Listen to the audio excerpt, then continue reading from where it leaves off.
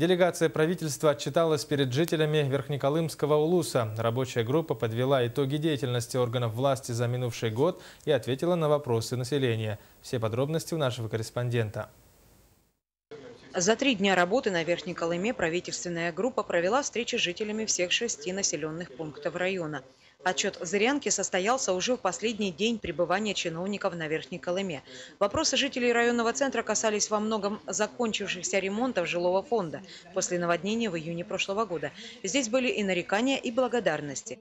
Опасения у зырянцев вызывают и влияние геополитических процессов на жизнь рядовых граждан, а именно скачок цен и поддержка уровня зарплат.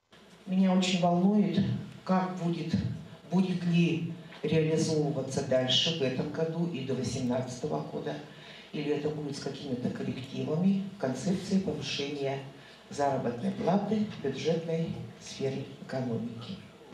Вопрос о том, что та тенденция и те подходы, расчеты, которые связаны с индексацией заработной платы бюджетной сферы, что они будут сворачиваться, вопрос нигде никогда не стоял.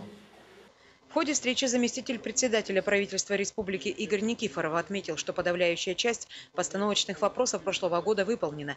Тем не менее, проблем достаточно, и их предстоит решать. Это продолжение строительства мини-ТЭЦ, берегоукрепительные работы, пересмотр тарифов в угольной промышленности района, другие крупные внутрирайонные проекты. Вопрос по реконструкции взлетно-посадочной полосы, вопрос не убирается, не задвигается, он сейчас оценивается по возможностям. Касаемо речников, это восстановление причальной стенки, работы, которые начаты. Казалось бы, работы небольшие, но они очень важны. Это, соответственно, продолжение программ по сносу аварийного жилья. Программа начата, неплохо разворачивается.